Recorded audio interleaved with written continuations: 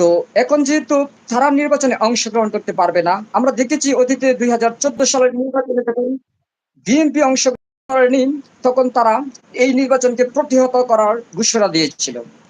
এখন সামনের নির্বাচনে যেহেতু আওয়ামী লীগ অংশগ্রহণ করতে পারবে না, আওয়ামী লীগও যদি এই নির্বাচনকে প্রতিহত করার ঘোষণা দেয়, তাহলে হতে পারে যে এইটা পুরো বাংলায় একটা বিশৃঙ্খলতা ছড়িয়ে পড়তে পারে। যেটাকে নিয়ে সাধারণ মানুষের ভয় যেমন লাগছে, ঠিক তেমনি আমরা চাচ্ছিলাম সুন্দর একটা নির্বাচন অনুষ্ঠিত হোক, নির্বাচনের মধ্যে আমরা ১৬ বছর পর ভোটের অধিকার প্রয়োগ করতে পারবো।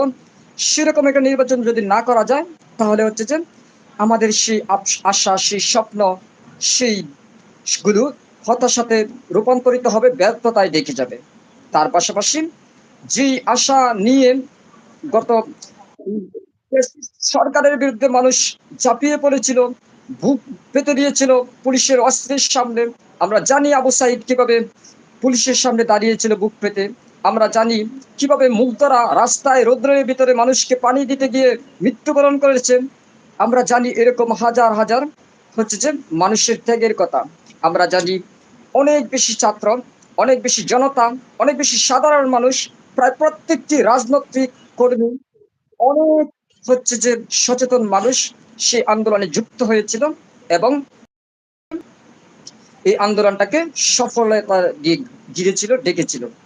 তো সেই আন্দোলনের অন্যতম বড় একটি চাওয়া নির্বাচন, সেই নির্বাচনকে ঘিরে হচ্ছে যে এরকম একটা কনফিউশন, একটা ভয়, একটা আতঙ্ক, একটা সমস্যা মানুষের মনে তৈরি হচ্ছে। এখন আমরা অনেকেই ভাবতে পারি যে আওয়ামী লীগ যেহেতু নিষিদ্ধ হয়ে পড়েছে, আওয়ামী লীগের সকল বড় নেতা যেহেতু পালিয়ে গিয়েছে, তারা যেহেতু অনেকেই দেশের বাইরে আছেন, সুতরাং সেরকম একটা বিশৃঙ্খলতা, সেরকম একটা আন্দোলন, সেরকম একটা সমস্যার হয়তো বা সৃষ্টি করতে পারবে না। কিন্তু তারপরেও কিছু বিষয়বস্তু রয়েছে। আওয়ামী লীগের বড় বড় নেতারা সব চলে গিয়েছে, সেটা আমরা মানলাম। কিন্তু আওয়ামী লীগের বড়সড় একটা পার্সেন্ট ভোটার মানুষ ছিল আওয়ামী লীগের, যারা সাধারণ ঘর থেকে আওয়ামী লীগকে ভালোবাসে। তারা তো আর এই দেশ থেকে পালিয়ে যায়নি এবং পালিয়ে যেতে পারবে না। তারা আমার আপনার ভাই, আমার আপনার বন্ধু। একই করে দেখা যায় কেউ আওয়ামী লীগ করতেছে, কেউ বিএনপি করতেছে, কেউ জামাত করতেছে, কেউ হচ্ছে যে জাতীয় পার্টির সমর্থক। তো সব মিলেমিশে যেটা হয়েছে, সেটা হচ্ছে যে একই করে যদি এরকম থাকে, তাহলে সারা বাংলাদেশে তো এরকম লক্ষ লক্ষ কোটি কোটি আওয়ামী লীগের ভক্ত থাকতে পারে, অনুসারী থাকতে পারে, সাধারণ নেতাকর্মী থাকতে পারে, সমর্থক থাকতে পারে। তারা তো আর এই দেশ ছেড়ে চলে যায়নি। তো তারা যেহেতু নিজেদের দলকে ভোট দিতে পারবে না, সেখান থেকে একটা আফসোস, একটা আক্ষেপ থাকতে পারে। সেই আক্ষেপ থেকেই হচ্ছে যে মানুষ জড়িয়ে যেতে পারে। নির্বাচন তাকে প্রশ্নবিদ্ধ করার জন্য তারা বিভিন্ন অ্যাক্টিভিটিস করতে পারে। সেই আশঙ্কাটা মানুষের মনে বাসা বাঁধছে। তো ফ্রেন্ডস, আপনারা অনেকেই যুক্ত হচ্ছেন। আমি আমার তার ফাঁকে বলছি, একটু কষ্ট করে আপনারা যদি আমার এই ভিডিওটাতে লাইক করে দেন, তাহলে অনেক বেশি মানুষের সামনে পৌঁছে যাবে। আর যারা নতুন দেখছেন, আমার এরকম আলোচনা পাবার জন্য একটু কষ্ট করে আমার চ্যানেলটাকে সাবস্ক্রাইব করে দিন, তাহলে এরকম লাইভে আপনারা খুব সচরাচরই যুক্ত হতে পারবেন।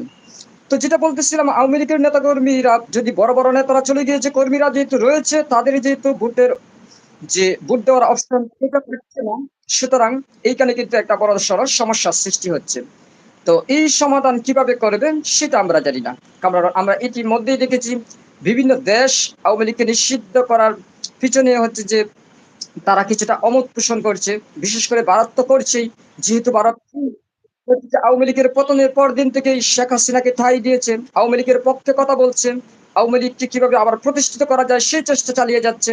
কিভাবে হচ্ছে যে শেখ হাসিনাকে আবারও বাংলাদেশে প্রতিষ্ঠিত করা যায় সেই প্রচেষ্টা চালিয়ে যাচ্ছে। সো তারাও বলেছে যে আওয়ামী লীগকে নিষিদ্ধ করাতে তারা উদ্বিগ্ন। সো এইরকম কিন্তু বিভিন্ন দেশ তাদের প্রতিক্রিয়া দেখাতে শুরু করছে। আওয়ামী লীগ যদি এখন পুরো বিশ্বব্যাপী হচ্ছে যে এটা নিয়ে প্রপাগান্ডা চালায় যে আমরা কেন, আমরা দল হিসাবে নিষিদ্ধ হব, কেন আমরা নির্বাচনে অংশগ্রহণ করতে পারবো না, যদিও সেই আওয়ামী লীগের আমলেই কিন্তু জামাত নামক দলটিকে তারা নিষিদ্ধ করেছিল।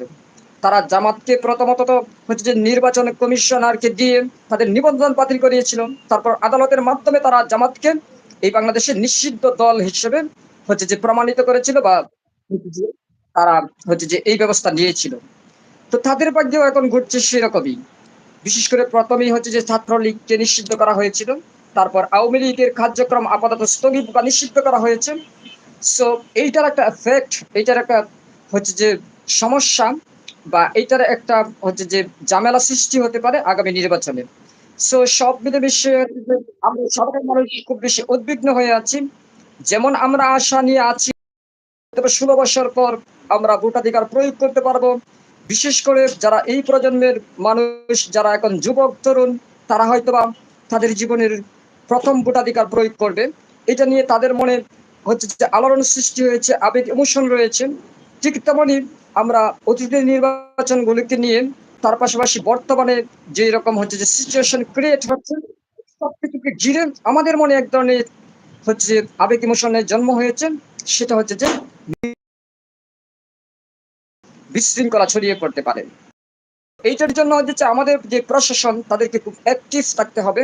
তাদেরকে হচ্ছে যে নিরপেক্ষ ভূমিকা পালন করতে হবে। তাদেরকে হচ্ছে যে সবাইকে সমান সুযোগ করে দিতে হবে। তাদেরকে হচ্ছে যে সবসময় সচেতন থাকতে হবে। তাহলেই হয়তোবা জনগণের যে চাওয়া, মানুষের যে আকাঙ্ক্ষা, যে স্বপ্ন, যে আশা, যে প্রত্যাশা সেটা হয়তোবা পূরণ হতে পারে।